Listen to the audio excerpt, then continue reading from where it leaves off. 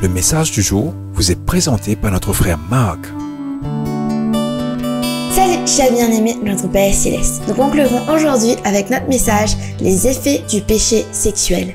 Troisièmement, le troisième effet du péché sexuel, la séparation avec Dieu. Bien-aimés, l'apôtre Paul nous dit que le salaire du péché, c'est la mort. Romains 6, 23. La séparation ultime avec Jésus-Christ. Si nous nous engageons activement dans le péché, si nous nous séparons activement de Dieu et nous choisissons activement la mort. Très cher, je ne sais pas pour vous, mais je préférerais de loin marcher vers la vie plutôt que vers la mort. Je vous en prie, essayez de réfléchir et de réfléchir profondément à cette question.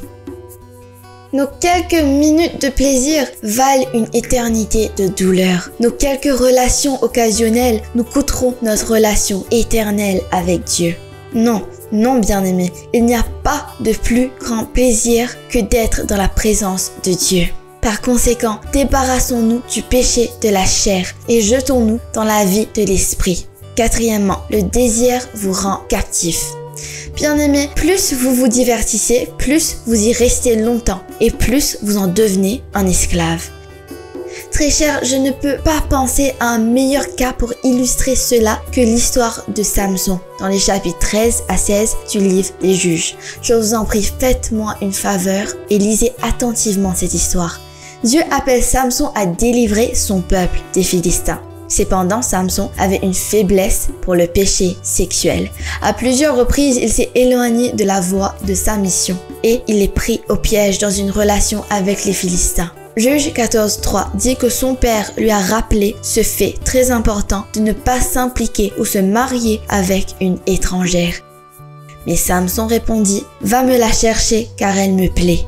Bien-aimé, Samson était complètement gouverné par ses passions et ses désirs.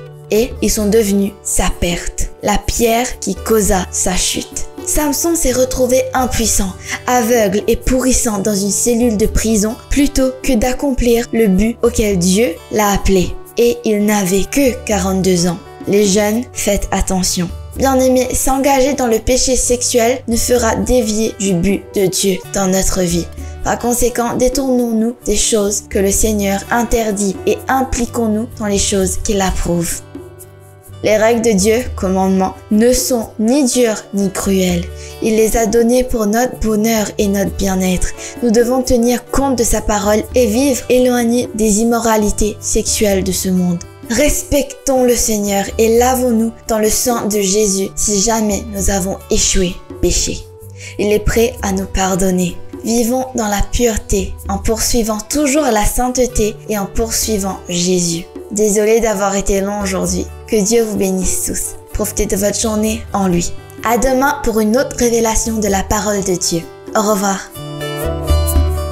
Si toi aussi tu crois que la parole de Dieu est une bénédiction, partage-la et sois une source de bénédiction pour les autres toi aussi.